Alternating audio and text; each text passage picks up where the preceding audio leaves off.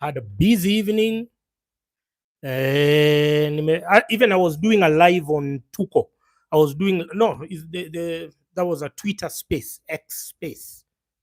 Ndio imenichelewesha because I had to catch up with kazi ingine. Hala, if you hear me, tell me if you can hear me loud and clear. Drop your name and where you're from. Let's go.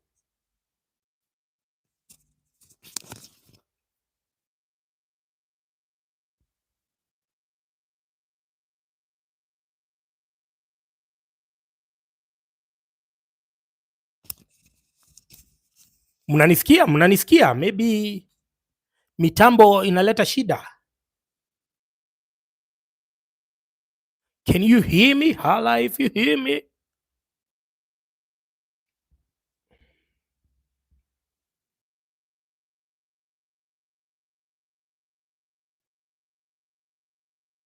Skava Chombo from Likoni, karibu sana. Mawama karibu. Tuko 29 tunafika, so you know the drill. The sooner we get to 100 people, the better, so that we can start. Like, share the link.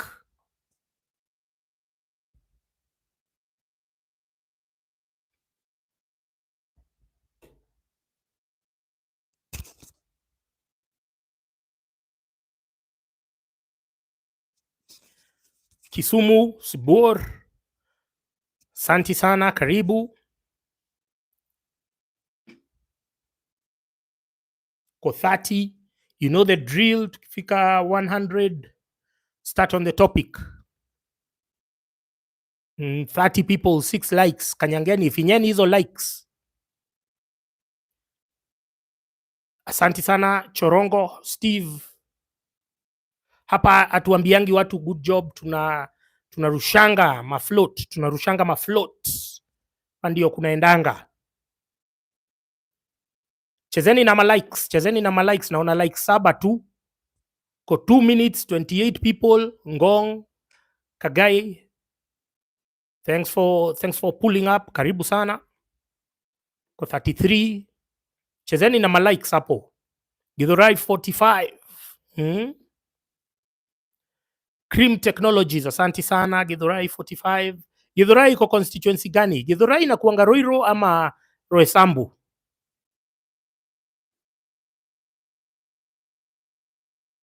Githurai inakuanga Roiro ama Roysambu?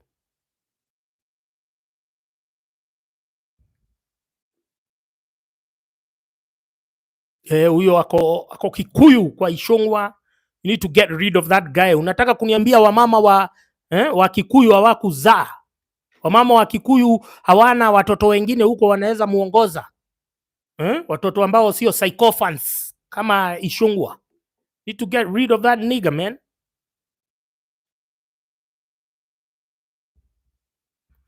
45 is Ruiru, 44 ni Roysambu. Oh, sasa wewe uko 45. Raskama from Kino, karibu sana. Ian Geshero kama kawa, Nax Vegas. Steven Mwangi uko wapi? Haya, tuko 40. Chezeni na malikes hapo ili watu wachangamke. Dago South kwa KJ the Joker. You guys, you elected a former comedian. What did you expect? Munyaka LD. Kamulu, Steven Mwangi ako Kamulu. Sasa hao watu wa Dagoreti, you elected a comedian. Have you seen what Ukraine, mashida ile imepata Ukraine for electing a comedian? David Kimani anasema PCA Church ndio imeinstall Kimani Ishongwa kwa sababu PCA imeshika wamama wa Kikuyu. Wamama wametuuza, wametupeana. Lakini kwani wamama wanakuanga na kura ngapi? Ndivyo mimi namuulizanga. Kwani wako na kura ngapi hao wamama? Tunashinanga tukiambiwa wamama wa kanisa, mama mboga. Kwani wako na kura ngapi? Kama kila mama amezaa watoto 10 ama 5 ama 2, sio more. Sasa nini mnaingizwa huko box na wamama? Ati huku kila governor akiamka, tunataka kumaliza mambo ya pombe haramu, ati kufurahisha wamama wa kanisa, ati kwa sababu wamama wameprotest. Wametoka na madhege, watu walalangi. Sasa mabazi fungwe na watu hawataki kukaa na hao wamama because ni wamama toxic. wanaendanga tu kufanya vile wameambiwa na makanisa zao huko. Wazee wanaepa, wanaenda kwa bar, wanashinda huku ati sasa bar zifungwe. Nonsense. Tuko 53 bana, chezeni na hiyo link. Mshare link, share live.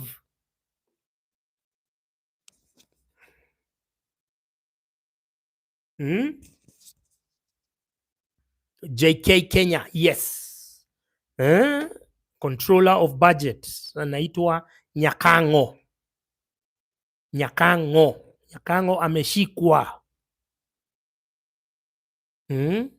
Nyakango venye aliingia alikuwa mtu wa Kenya Kuisha, kumbe Kenya Kuisha pia wanamchezea. Wanamchezea bana, wanamchezea shere. Machakos, Steven Kituku Ngoi, karibu sana Machakos. Mimi sijakuja Machakos in a long while.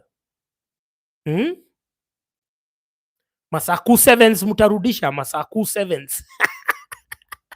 Nasikia ile usherati ilikuwa huko, ilikuwa ya kukata na shoka.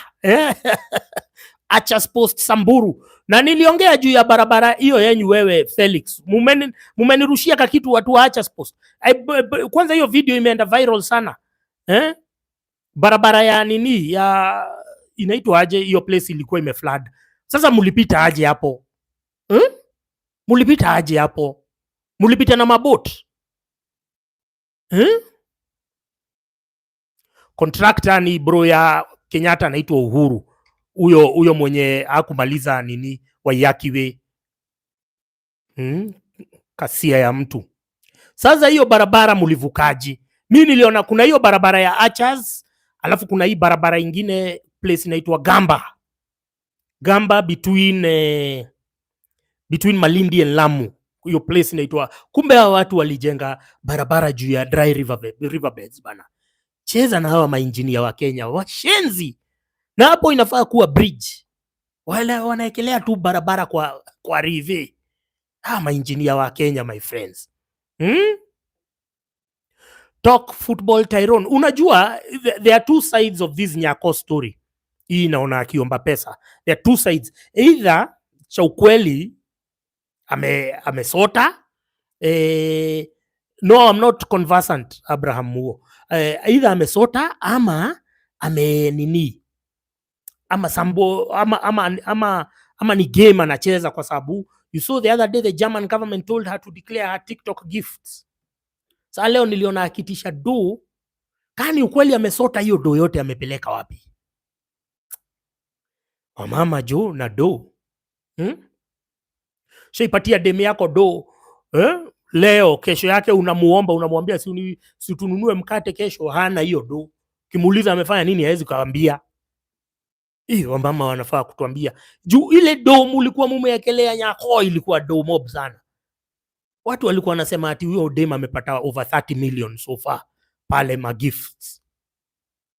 Watu walikuwa na estimate kama 30 mic. Sasa hiyo do yote ilienda wapi?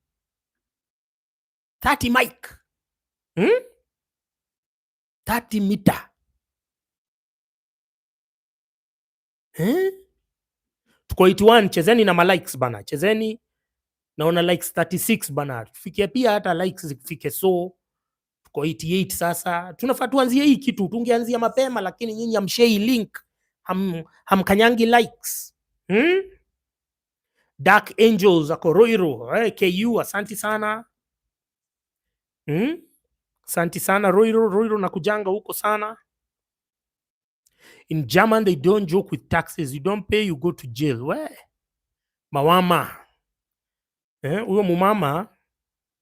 What's my take on PLO Lumumba? Sasa wewe ni nini unatuuliza juu ya fossils?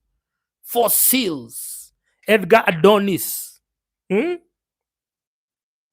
UK Northampton, Jemo Kamande, karibu.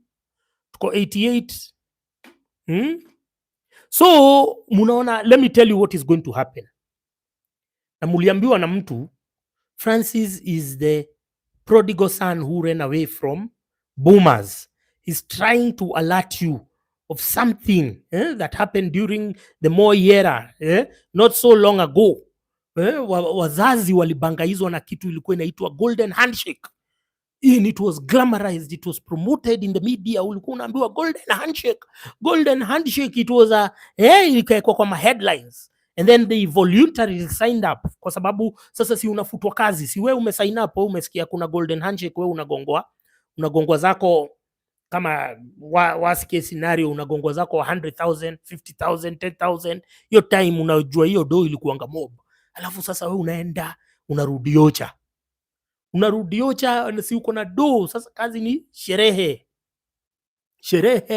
mdinyo wa mseto nini, everything. Alafu sasa wakaanza kupatwa na depression, wakaanza kuwa watu toxic. So we are having a repeat of the same.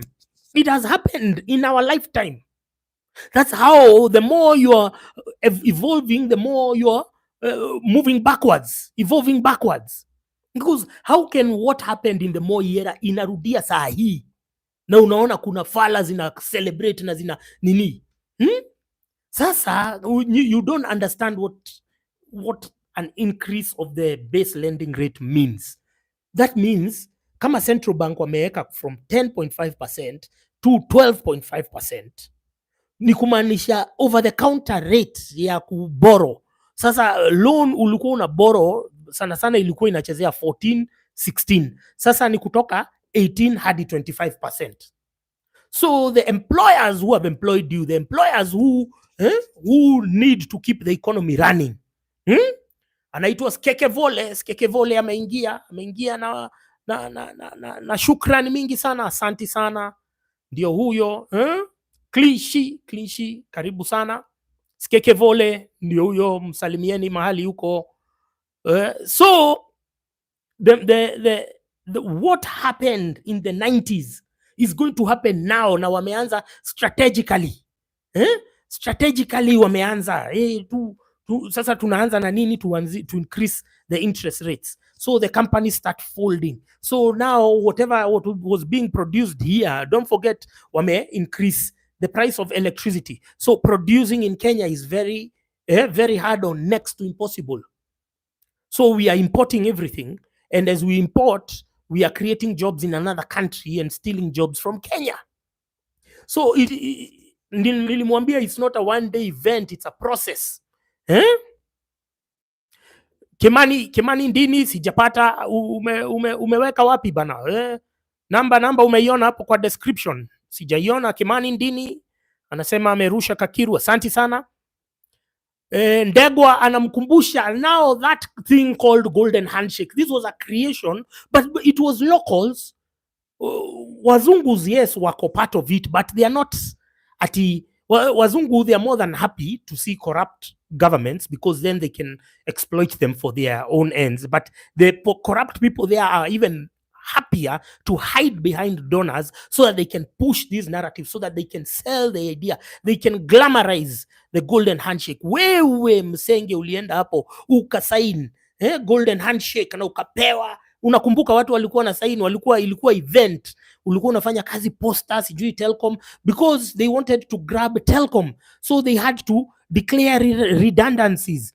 They had to do mass retrenchments ili kampuni iuzwe, ili Telcom half of it ikaenda kwa nini Vodafone. Mzungu ameichukua tena. Vodafone sasa hivi we have made so much profits, it's the most profitable company. Safaricom, yes, money spinner, hatujui hata ile pesa M-pesa wanaokotanga. So vitu zimerudi kwa mzungu tu polepole through, but mumekuwa muna convincewa polepole.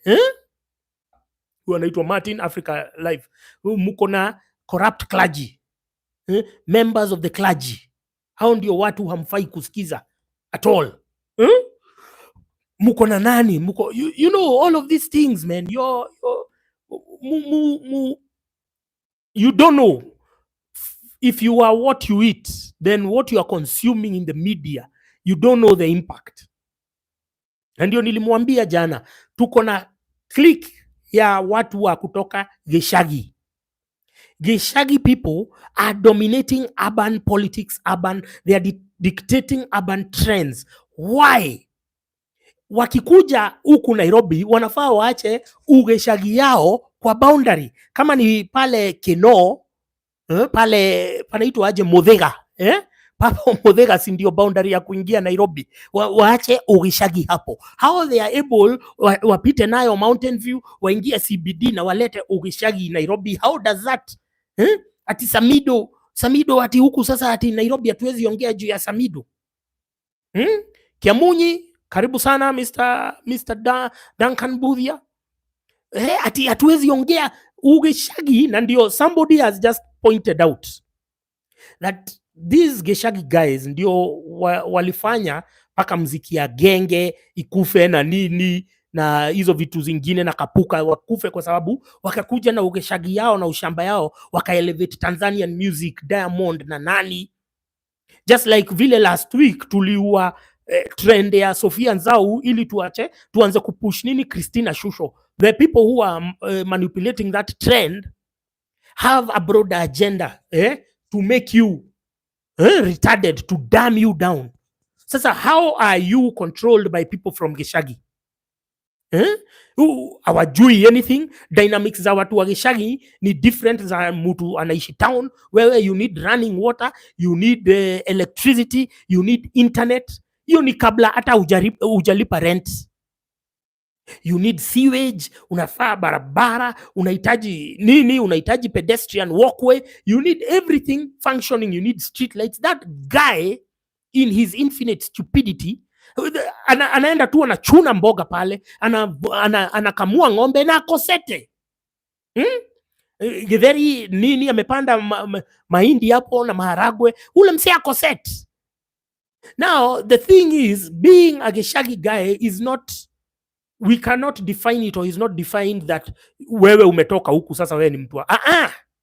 As long as umeingia town, for you to be able to survive in town very well, for you to be able to do your business very well, you have to leave your Geshagi mindset hapo mahali uliona karibu Nairobi.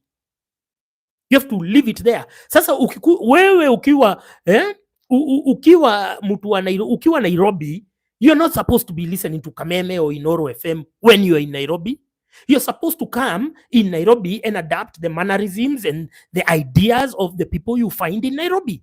Now, if you remember your parents in the olden days, although yao ili overdo, walikuwa wanataka kukaa kama wazungu. They were fascinated. Ulikuwa unaona unaonanga tule tuzee tule tulikuwa tunaweka kakoti gazeti hapa kwa koti, and then kuna tuingine paka tunawekanga suti tukienda church Sunday. You know, uzungu, they had such aspirations to to be adopted in this class, in this aristocratic class. You understand? So even the essence of migration, the essence of you moving inaitwa rural urban migration, there is a purpose to it. There is a purpose to it. You are migrating from your rural areas, not just in the physical, not just moving in a matatu, but even in the mental. So you have no business listening to Kameme or whichever other ethnic station when you are in a city like Nairobi. You have no business. You have no business listening to following all these whatever. Nairobi should be a melting pot of cultures. Tukikuja huku, kila mtu, you know, we are speaking one language, we are doing, paka tourist akikuja huku wanaona, you know, lakini hatuwezi kuwa in our ethnic cocoons within the capital city. You see, so Ugeshagi is a pandemic. Ruralism is a pandemic. Ushamba is a pandemic. And that's how we found ourselves electing this bunch of despots and demagogues, because Mama Mboga and Boda Boda suddenly they are packing so much heat that they can influence the political establishment of the day. I don't know whether you're getting me. I don't know whether you're understanding what I'm saying. I don't know. Am I making sense? Am I communicating? Mama Mboga na Boda Boda, kwani ni wangapi hii Kenya? Kwani hata mama mboga wote wakisimamishwa mahali kwa barabara ni wangapi? Boda boda ni ngapi hii Kenya? Unataka kuniambia kuna boda boda mingi kuliko gari? No.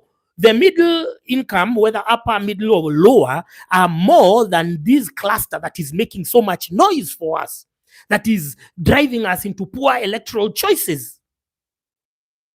So you have to assert your identity as an urban dweller, first of all. You have to emancipate. Huyu anaitwa nani? Mato Makadetsa, tuliacha kuingilia diaspora. Nonsense. Unaniuliza maswali za umafi. Listen here. You have to emancipate yourself from this pandemic. Hii ya ushamba ugeshagi. You hear, hata kama umetoka wapi, hata kama umetoka reserve wapi, kama umekuja Nairobi, you start now adapting into mannerisms. Ndio una invest back home ama una support watu wenye, lakini wakienda kwao sio ati mumekuwa ati ukienda home sasa assume wewe ugeshagi kwenyu ni Murang'a Gatanga. Ati ukitoka Nairobi ukienda Gatanga, people are not. Unajua zamani mtu alikuwa anaenda Ocha, watu wote wanatoka wanaenda kwa bar kusikiza huyo mzee. Kumsikiza ni mawaidha gani yako nayo, because they assumed that by the mere fact that you are Nairobi, you are a Nairobi dweller, you are smart, you are exposed, you are, so they used to go. My late dad was telling me that alikuwa anaenda and he had to buy liquor. He had to buy liquor akienda Ocha the first time alitoka reserve. And then anaenda anawapatia pombe na walikuwa wanaona kama yeye ni Mungu. You understand? Because you are already an urban dweller. That's already progress in itself. So why do you want to undermine your own achievements by still being beholden to the attributes and the ways of your rural upbringing? You see, how will you, all of these guys wenye unaonanga ati they were very modern, akina Charles Jonjo, akina Uhuru, akina Jomo Kenyatta, all those people who were there during independence were born out of poverty.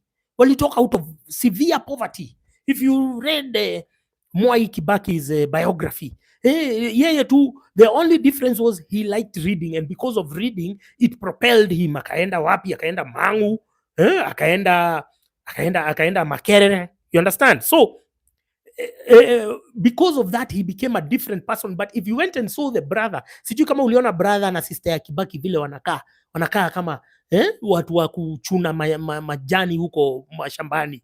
But because when he came to Nairobi, he was not beholden to the ways of his people. He adopted immediately, akakuwa kama mzungu. Akakuwa kama mzungu. Dark Angels, ambia huyo msengerere, we are talking serious issues over here. He adopted the manner immediately. Hakukuja ati mguu mmoja iko Geshagi na ingine iko Nairobi. Alikuja immediately, akajipanga, akanyumba Muthaiga nini, started living like an aristocrat. Ride with Ian, thank you very much. Much love to you too. So he became almost like an aristocrat. Kibaki, when he was talking English, he was oozing aristocracy. Ndio akina Jonjo, all of them came from poverty, but within a span of 10-15 years wamejiribrand. Ungesema wamezaliwa Nairobi, but hawakuwa wamezaliwa Nairobi. So why wewe umetoka reserve kule, umetoka Nyeri, umetoka nini, and you are still listening to Kameme? Ati ukienda Ocha, nyinyi na the people uliacha Ocha, the guys uliacha Ocha, you are operating on the same wavelength. Muna crack ma jokes za upuzi zile munasikizanga Kameme na Inoro, munaambiana tu those to touch punchlines zile munasikianga, the lingo ile munaongeanga, whether it's Ramogi, whether it's what. No, if you go to an urban area, leave your rural bullshit behind.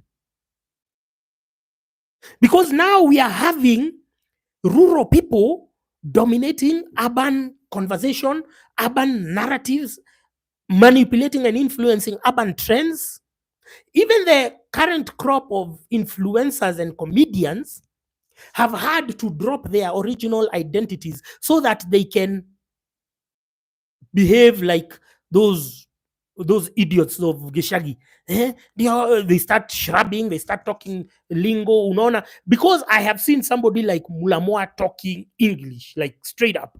And now when he's acting, it's crazy. You understand? It's almost like two different people.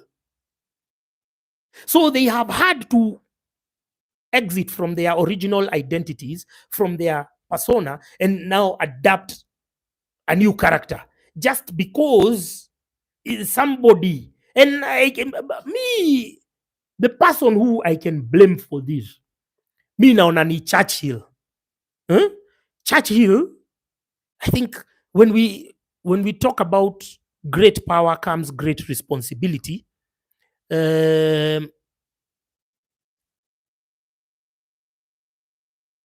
With great power comes great responsibility. And Churchill, I think, when his show was at the top, I think that's when this culture really, because Churchill was there, alikuwa na appeal kwa watu wa Geshagi na watu wa town. So he is almost like he created a hybrid, and now we cannot know who is from Geshagi and who is from town. You understand? We cannot differentiate. We cannot differentiate kwa sababu hata watu wa town wameanza kufikiria kama watu wa Geshagi. Na ndio back to mama mboga and boda boda narrative. It didn't just ambush us by accident. You understand? This is, coordinated and scripted and choreographed.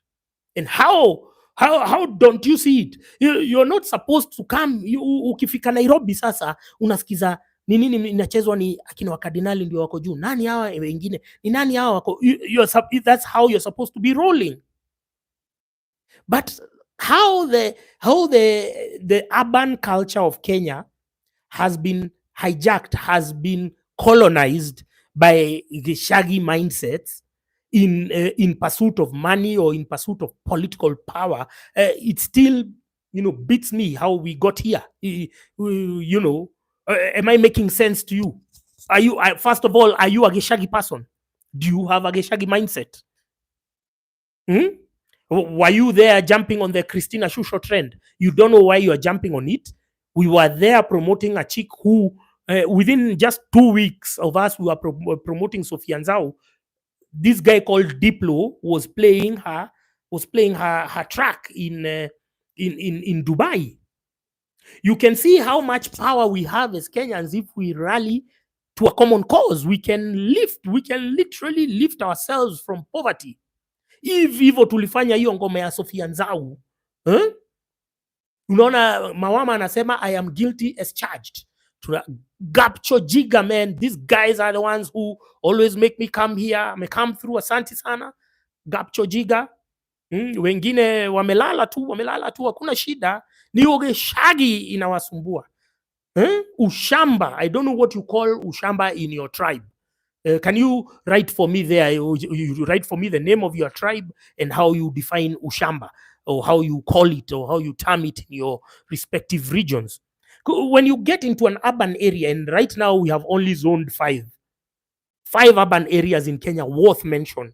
So one is Kisumu, number 2 is Eldoret, number 3 Nakuru, number 4 Nairobi, number 5 Mombasa.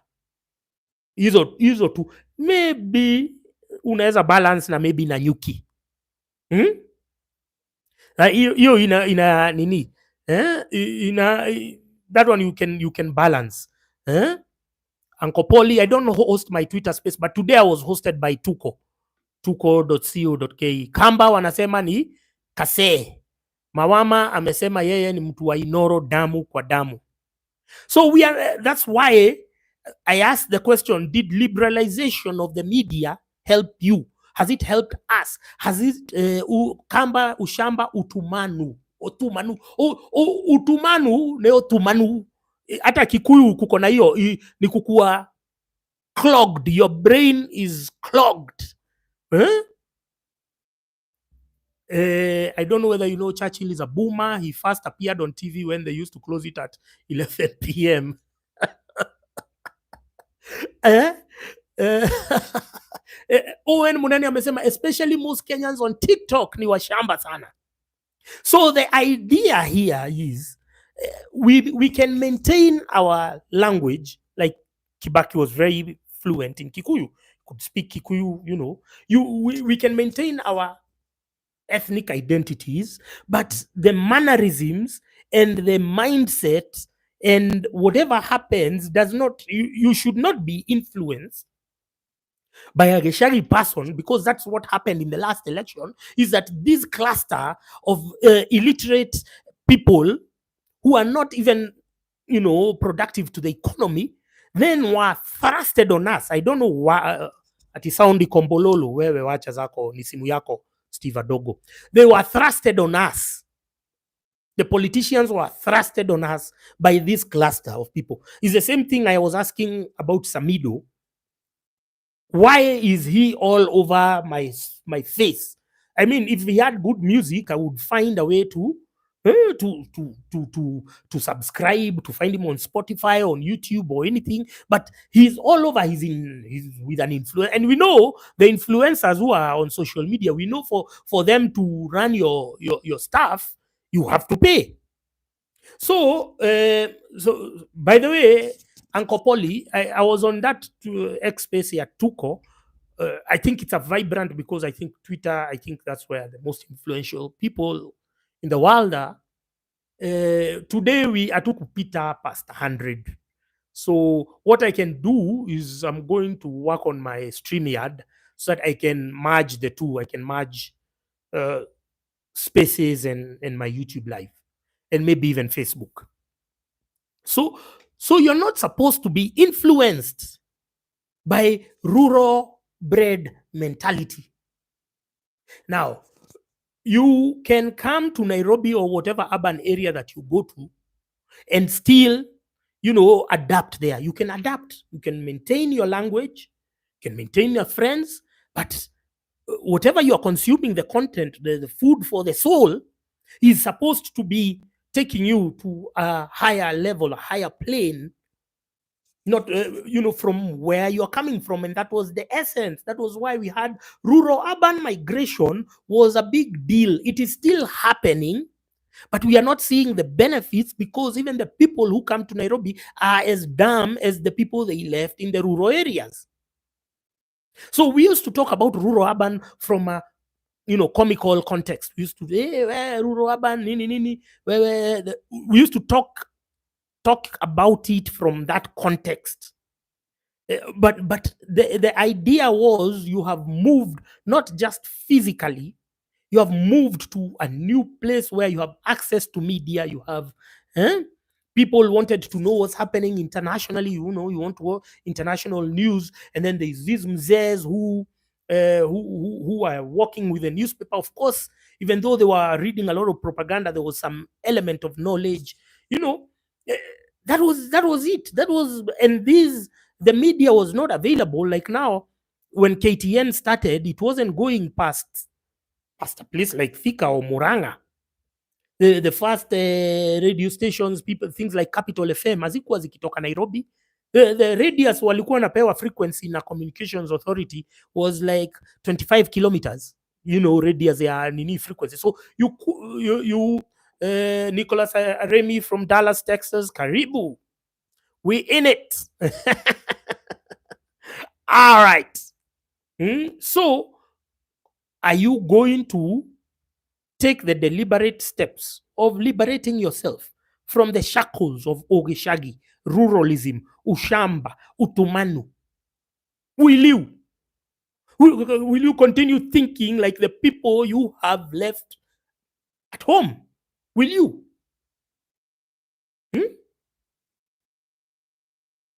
Because uko Nairobi, unasikiza Kameme, Nicholas Aremi, Santi sana may come through.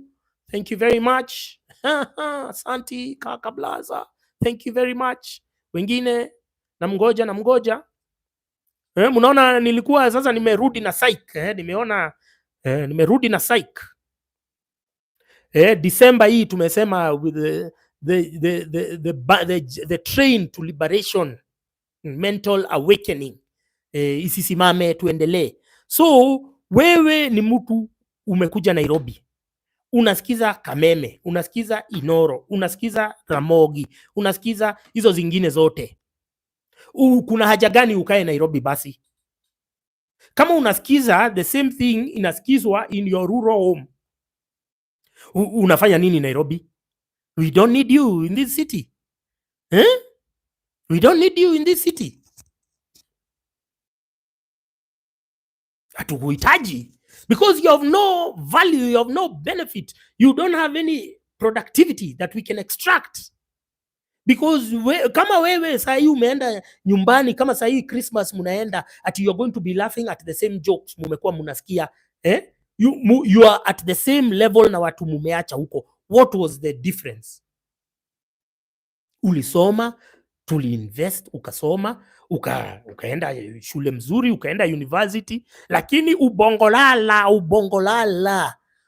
You are just reasoning kama wale watu who the community did not invest in them. There is no difference kama unasikiza Kameme na Inoro with their anti-intellectual punchlines and content and their recycled guests, conveyor belt of recycled and mediocre guests. Na you're going to complete each other sentence na mtu mwenye uliacha reserve alikataa kusoma. There is no difference. Hata kama uko na kanyumba, uko na mortgage na nini, that's all. But ule mtu hata ako mbele yako kwa sababu he didn't waste his time going to school ama kuenda kufanya vile vyote ulifanya. So it's a deliberate move to awaken yourself. And you have to look at the structures that have kept you in bondage, in psychological bondage. You have to look at the accessories. You have to look at the anchors. Huyu walikuwa hapa, huyu Githeri Media walikuwa hapa, nani hao walikuwa hapa. Mkiambiwa mambo ya mama mboga na bodaboda amukwa, you didn't you didn't at one point stop to ask yourself, why is this bodaboda guy being thrust on me? Kama mimi nimeuliza, why is Samido being thrusted on me? Why am I seeing him every other time? It moves from, yes, he's famous, he's popular. It's not organic because I know the influencers are paid. I know the government is involved because they are attending his events. I know he's performing even in their private events. So why did we? Well, I asked, why is this guy being? I don't like his music. His music, somebody. I don't even have to look for Samido's music because it's all over. So why am I? So even you should have asked, why are Mama Mboga and Boda Boda being imposed on you? Kwani wako na kura ngapi? What is their purpose in the economy? They are not the growers, they are not the producers, they are not the what, they are service providers. Kwa sababu Mama Mboga anakata mboga yenye sio yeye amepanda. Mboga zinaletwa Marikiti, si ndio? Ama wapi, ama Githurai wapi, market pale. So she didn't grow the whatever. Luos called ushamba apuodho. Kuna apuodho, hiyo nitaambia, kuna mtu nitaambia kesho. It cannot go to waste. It cannot go to waste. Apuodho. So Mama Mboga does not grow anything. Hizo sio mboga zake. Mboga zinaletangwa kutoka kule kunaitwaje, Kinangop na huko. Mboga zinaletwa na matraku usiku. Utaona makanta zimeteremka na mamboga paka na maprobox. Yeah. So mtu wa boda boda sio yeye ati Rahim Tula Omar every day all day, karibu sana. Huyo akosangi kukuja. He's in Essex UK, karibu sana. You are being imposed. These guys are being projected as the most important people in the economy. Hawajasoma, hawaja nini, they are not doing anything constructive. You know, they are, because we are the ones who keep them in business. Ni sisi tunawalipa, ni sisi tunafanyia kazi. So they are not the ones who are important. It's us who are generating money for them. So how then do they end up in a campaign manifesto and the narrative is tailored around them. William Dolan, New York in the house.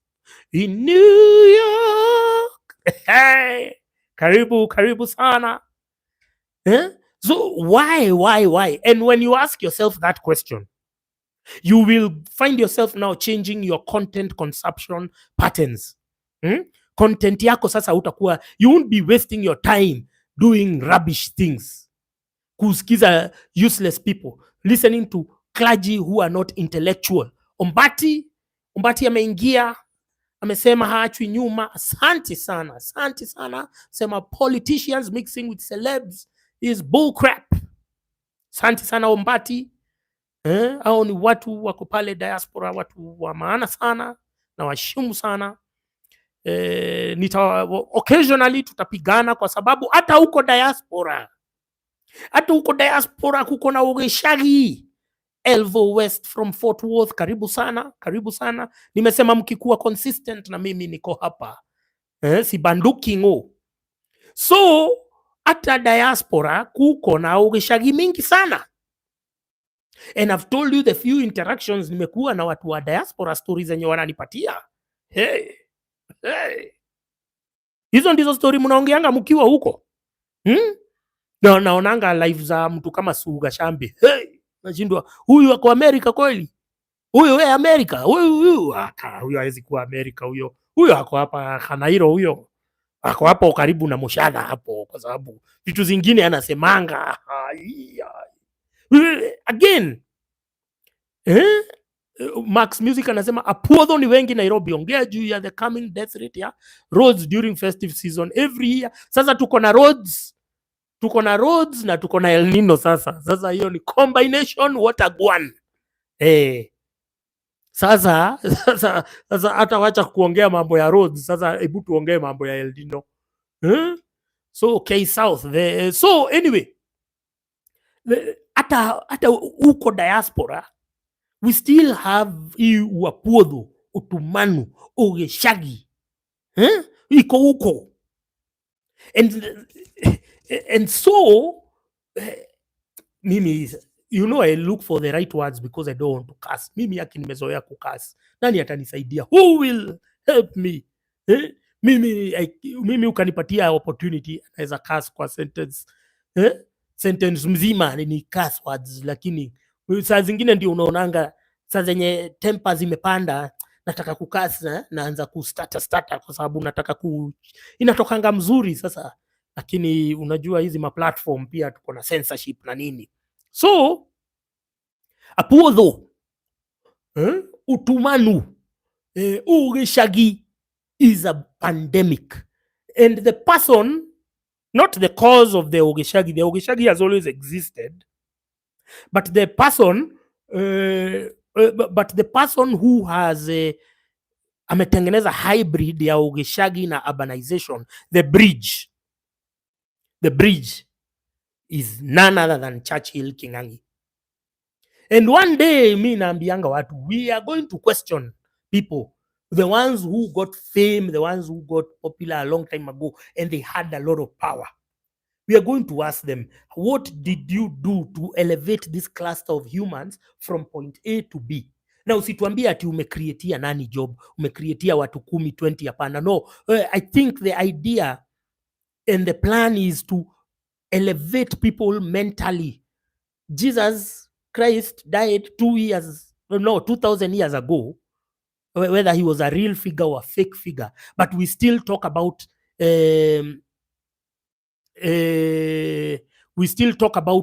Jesus or Muhammad, Prophet Muhammad, or whatever teachings. We still talk about them millennia later.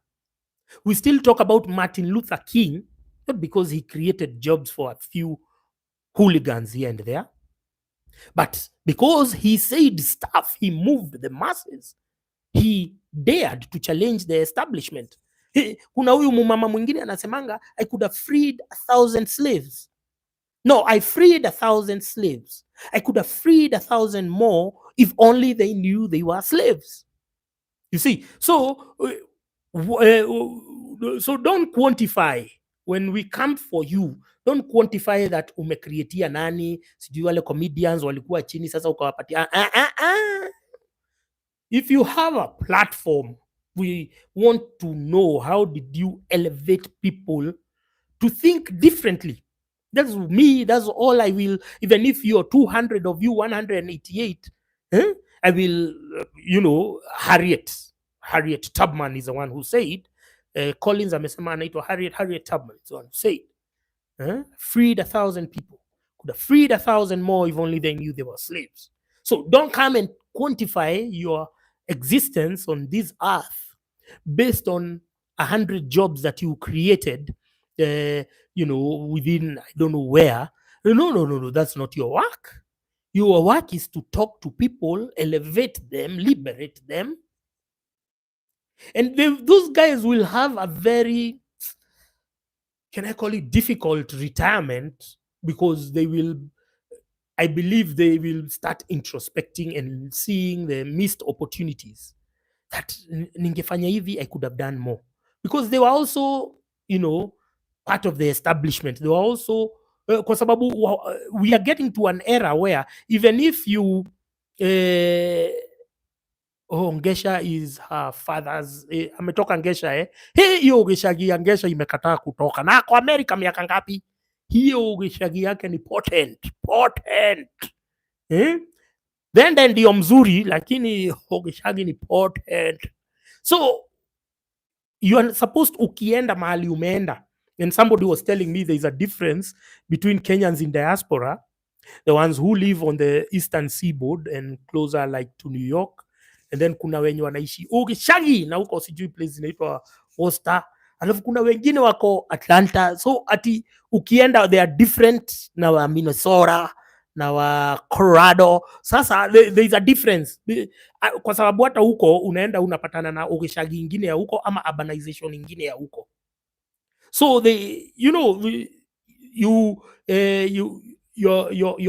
don't be determined by or don't be defined by your physical surroundings.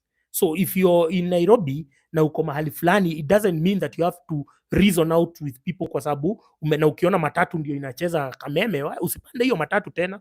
Ukiona inacheza classic na wanakwambia stories sijui gani, no, eka earphones, si uko na simu, ka earphones, listen to your own playlist.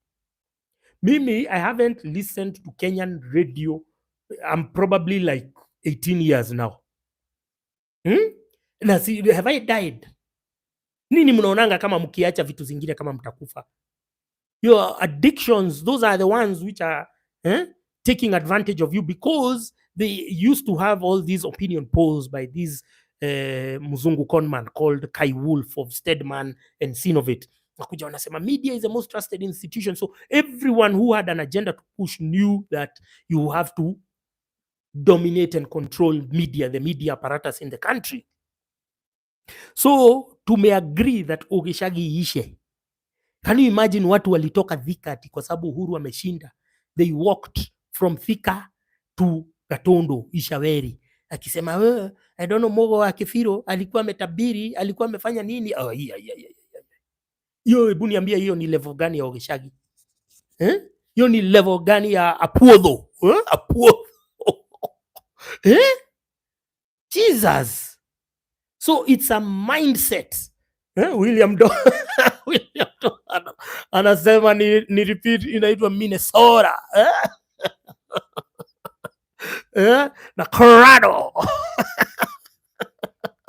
Sasa hiyo Uapuodho, ndio utaona umekaa Amerika lakini umerudi tu umeblend. Umekaa Amerika miaka sijui ngapi, ukirudi tu umeblend na watu juu ya Uapuodho. Juu hata wazungu hata wazungu neighbor wako hukujua kuinteract na wao, wakuonyeshe the money games. Juu utakosa mzungu mmoja, najua wazungu hawampendi, lakini utakosa kamoja tu kata kuonyesha malaini vile wanaishingi huko. So unarudi Kenya wewe tu ni Apuodho. Unarudi tu kwa makanisa, ma network zile uliacha tu huku unazikujia. How does that happen? Because you chose not to elevate yourself. Unajua hii kitu ni kama kujiinua, my friend. The opportunity sasa pale ni kujiinua. Kuna and I don't mean I don't, I don't mean kama hawa wasichana ama wanaume wanaitangwa social climbers. Ushai, you know me, I have a network of very upskill friends. Sasa mpaka nikaacha kupeleka msichana na date kwa those circles kwa sababu akienda huyu anaona haya, ule ni best yako natakanga kuongea na yeye na madem saa zingine new ban new ban burning up, I'm burning up so wanaitwa social climbers. I don't mean that, I mean adapting to your urban setting, not being held back by your historical ties and biases, you understand. So unaenda huko unaona hivi ndio watu waupika, hivi ndio watu waukula, kuna vitu some things here and there. That's life, that's migration. Hiyo ndio migration, sio ingine. Alafu sasa mnashikana nyinyi kama mkiwa huko. Somebody was telling me that hii building these dormitories hizi zinaitwa kwetu, the Kenyans in diaspora must have invested a lot of money because ziko mingi kuna Nairobi West, kuna Hurlingham, kuna Outer Ring, they must have pumped in a lot of money. But sasa unaona hao ni watu wameenda huko, wamelearn kitu, wameona huko, and then wanasema let's go and implement it in Kenya. Now that's progress. That's progress. Sasa nyinyi mko hapo, mko nini? Na nilimwambia there was an entire department ya diaspora meant to curate the content that you are consuming on Facebook, which is why mnajiona tu munafuata Samido amekuja huko America, munafuata nani Karen Nyamu, their politics and their domestic squabbles were such hot topics in diaspora circles. How? Na mimi nikiwa huku, mimi nataka kujua mambo ya kina Jay-Z, whether I'll meet them or not, that's not the point. But the day nikikaa chini na yeye hivi, atajua this guy, he'll know immediately this guy is woke. Atajua nakumbuka ngoma yake, nafanya nini kwa sababu sijakuwa huku nikisikiza nini sijui Kagorosele or what. Sijakuwa huku nikisikiza tu wimbo kama hizo.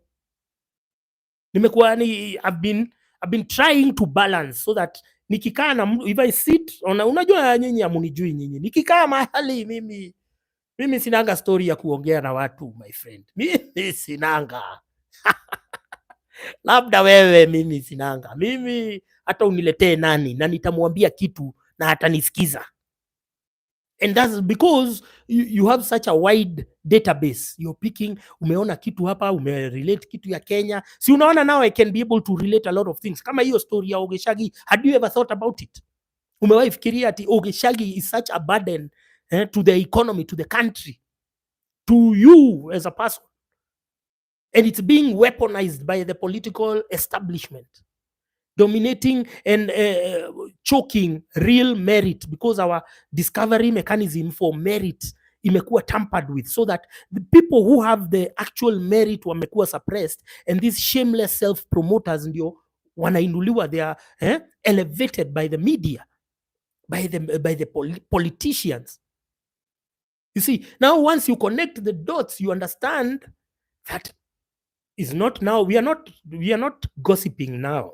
Now we are talking about serious issues that have been used, that have encumbered your thinking. And until, like, I'm in a group with journalists, mainstream media journalists, na nilianza, I've been telling them about this idea about Ogeshagi for the last like couple of weeks. Leo nikaona mmoja amesema, I don't know what story ilipostiwa hapo, akasema, and today I finally agree with Gaitho about this Ogeshagi thing, na sio Mukikuyu. So this connecting of dots is very important, and it's accumulation of observations accrued for many decades. I told you my views are curated over decades, na nimezitest kwa WhatsApp groups kabla nikuje kumuletea hapa.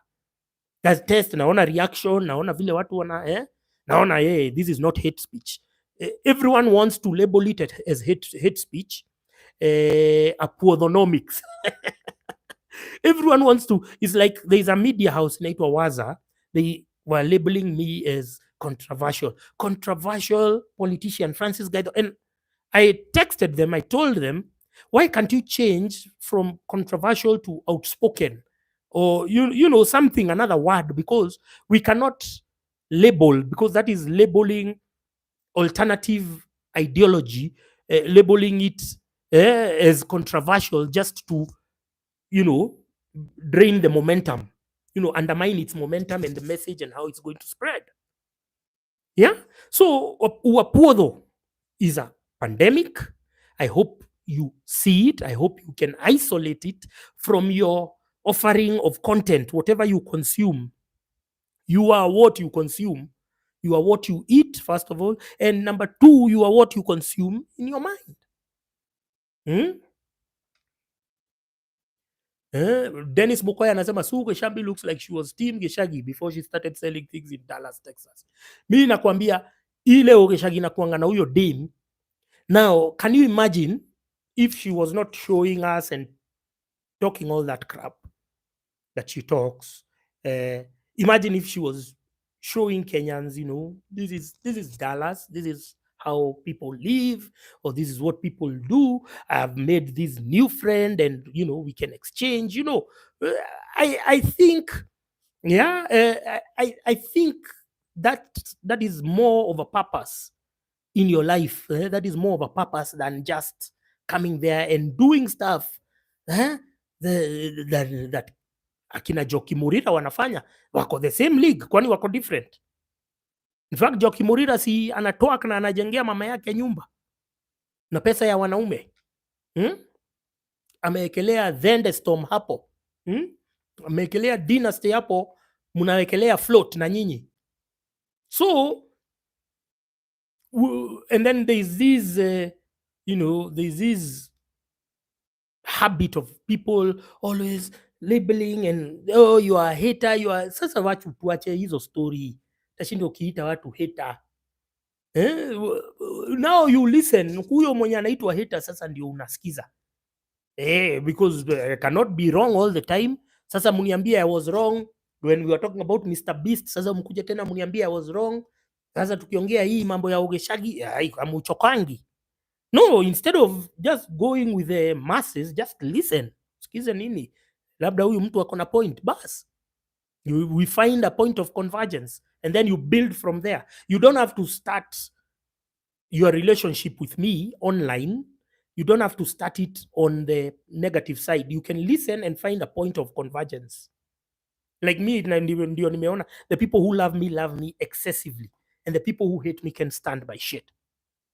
And that's I don't I want it very organic. I don't want it to be because what or no, it has to be organic. There has to be points where you can say that even though today I don't agree with this guy, probably he's having a bad day, number one, or number two, I'm the one, the awakening hasn't dawned on me yet. Because this connecting of dots is not a one-day affair. So when I spoke about Mr. Beast, it wasn't about then. It was about later. You're going to start connecting dots. There's somebody who came on my and tagged me on TikTok, and they showed me that Mr. Beast has signed a deal with a certain company involved in carbon credits, carbon credit trading. Na akaanza kusema wamefanya nini, and he had done a lot of research. Now, if I hadn't spoken like that, would I have known that that's the business that goes behind the scenes? And they trade per borehole.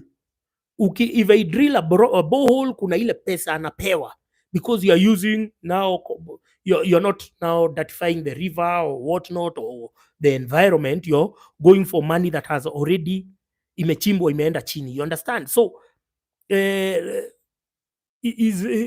everyone has their point of the dawning of knowledge, of new knowledge. So I don't know which one is yours. I don't know. I don't know whether you have to. You need somebody else to open your eyes, because nimeona when somebody else weighs in on a topic, then everyone else just jumps in. It's a bandwagon, and unashindwa alone. You want to tell me alone you cannot digest new information on your own? You are incapable. Are you telling me you are lacking in the mental tools to digest your own news, that you need somebody else to weigh in, to retweet, to repost, to share on your WhatsApp group? Ati sasa ukiona huyu mwenye nimetambua in my mind, I think this one is the most smartest person in the world, nikiona ameshare hii kitu, probably it's making sense, because that's what Twitter has been. It has been a few influential people who come and share their opinion, and then the rest, because of kuzoea, kubebwa, kubebewa akili, then they follow along. It's crazy.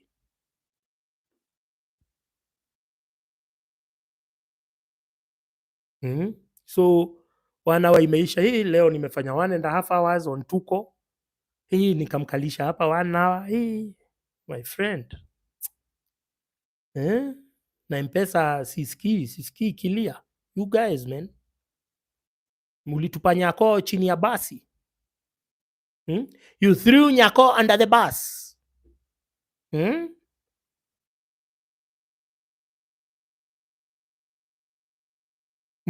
Mukampatia do, mukamuuza kwa kwa authorities za Germany. Nyinyi watu sio wazuri.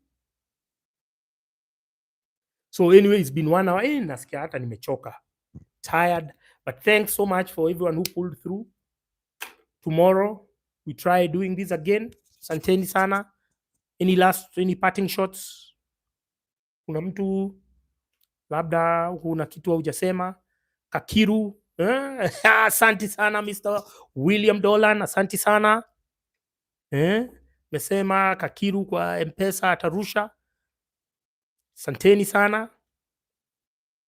Hii si jamshow. Jana venye tulimaliza live, nilikuwa naona, si mnakumbuka, nikiona jana ni simu, nilikuwa nasumbuliwa na simu sana. So kumbe nani alinipigia simu? You know this guy who used to play for Liverpool na Senegal, El Hadji Diouf. So El Hadji Diouf ananiambia amefika JKIA. Sikuwa namjua kwa sababu hiyo namba no, lakini pia mtu mwingine alinipigia, walikuwa na yeye. So akaniambia yo, I'm in Nairobi, I'm on transit. Akaniambia ni aje si utokelezee. Mi sasa, unajua mgeni akikuja ni lazima. Mimi na nilikuwa najitayarisha kuingia bed, ndio mimi huyo kuruka. Tukaenda rege pale 18, tukapiga sherehe mpaka kitu kama 5, karudi home by kwa naingia home kukiwa lights hivi, lakini you know he's a contact. Tumepiga sherehe like jana ilikuwa messy, watu huko kutaka ma selfie nani, madem kujirusha. Madem wa Kenya nao wakiona celeb throwing yourself, throwing yourself. Nimeambiwa I have not talked about Kamau, Thugge and IMF. Sasa wewe, nimekuambia, nimekurudisha kule nilikuwa naongea mambo ya golden handshake, that it's coming back again. It is coming back. Kevin Okello from London, karibu sana. Uache uapuodho, umesikia? Uache uapuodho. So nimeongea mambo ya golden handshake nini, but this video will go live. Maybe you joined in late or something. You connect the dots. What happened in the Moi era is now going to start happening, and the blueprint is the same. Structural adjustment programs by IMF, devaluing the currency, increasing the interest rates to mop up liquidity from the domestic market. Brian, thank you. Watching from Ukraine, thank you very much. Zelensky is the highest paid clown in the world. So that's the same blueprint, and then now they start selling your public assets. When they sell them, they have to declare redundancies, retrenchments, alafu hapo ndio golden handshake inakuja, unapewa bahasha, unarudi Ocha, unapigwa mstick na maisha, unakufa na depression. Hiyo ndio your elders went through, na wameturudisha hapo hapo. Your elders with no honor or shame wameturudisha hapo. Angela Nyambura, Kenyans are not fighting on tribal lines. I don't know which Kenyans you are talking about. Kenyans are very united. Usitishwe na kitu na maneno ya watu wenye wana fight on tribal lines, labda huko diaspora. Huku Kenya uende kwa Kalenjin, tuko pamoja. Wakikuyu tuko pamoja. Mombasa, sahi it is clear to everyone based on the numbers that first of all we have devolution money. 4 trillion has been devolved. Hiyo pesa ya Kisumu hainihusu mimi nikiwa Nairobi ama nikiwa Kiambu. Dennis Mukoya TV anamkumbusha people were retiring at 55. It was a voluntary process kwa sababu already you had already been sold for the idea that this parastatal is non-performing, is not making any profit. Sasa tuiuze. And then all the economists wanakuja akina David D hapo and whatever, everyone is just you already believe that a parastatal, which is not supposed to be making profit either way, it is supposed to be a service delivering. Kama huyu PS wa immigration anaitwa Julius Bitok, anaingia tu hivyo anasema we want to privatize passport making, and then aongeze fees. They are not, we are already paying taxes. Those services are supposed to be free. So ukikuja ukuniambia that a parastatal is making a loss, no, iko hapo, those are our assets as a country. Hizo tutachia watoto na wajukuu, sio ziuziwe mzungu. Lakini tunajua hata katikati ya hao wazungu kuna mafisi hawa wa Kenya kuisha wako hapo ndani.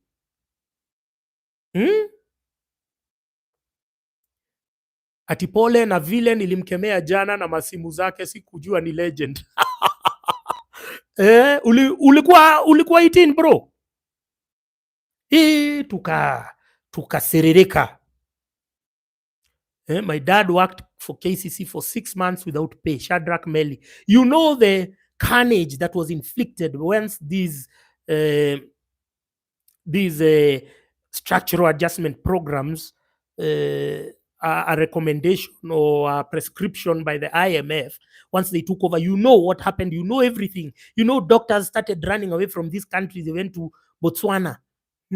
People started going to America immediately, and other countries and Europe and whatever. So you know what is going to happen. We are just preparing you, but we can stop. Imagine we have the power of stopping it now because we know what is going to happen. We have seen it in real. Tuliona, me, I remember it. I could hear the older generation. I could hear people talking about it. Believe it, like when Raila there was a something for Ford and whatever. I was very young and I was still following that thing where he came with NDP and Manasseh Kuria was there. I can remember what happened blow by blow. So if we know this is where this car is going to take you, kama sahi ukijua hii barabara ukienda chini hivi there is a lion, will you go down that route? No. So that's why I'm telling you, mujitayarishe na mafloat na mado. And I was telling people on the Tuko space, we need to be hammering these guys with lawsuits every day to paralyze them. Na lawsuits sio just for national government, paka kwa county. Max Music. You'll never walk alone. Tumepiga sherehe na yeye sana. Tumepiga sherehe na yeye jana. It was so random. Le Shaol on Tobu wamesema yeye ametuma kakitu kadogo, hana shida. So we mobilize finances so that we go to court. Tukaange court ni kama tumeandikwa huko. Umesikia? Stop now investing in Diab and what. Na nilimwambia Kenyans, you are so sympathy. Sympathy. Your sympathetic imperative is so triggered. Mukiona mahali pana need intervention ya go fund me money or sympathy ka story kakona nice nini soundtrack hapo mko. But this is now real. This is not a drill. This is not a game.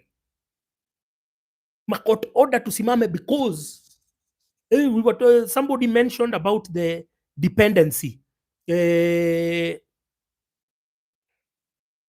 Angalia comments. First time subs were introduced, it was 1984 with far-reaching consequences. Zilianza 1984. So prepare. Nimemwambia sasa tu next year tukae kotini ni kama tumeandikwa huko. We get so many mpaka watu wache upuzi.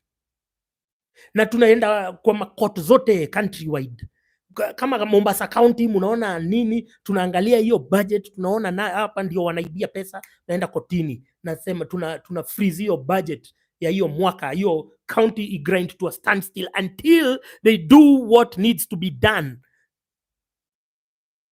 Dependency, that your wages, a Kenyan person's wages is supporting no less than 6 people. Now the dependency will escalate once we get into this period of economic strife.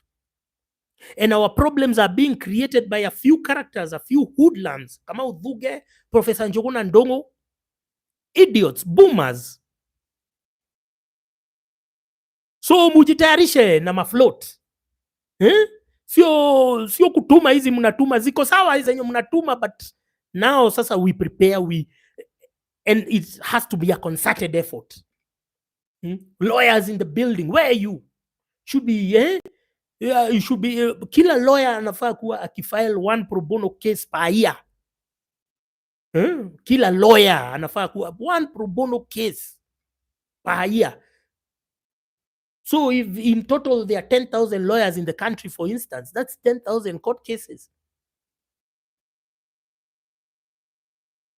Because these guys don't want to talk, they don't want to negotiate. Wao wameingia na kifua, wanataka kugrab, wanasema mtadu.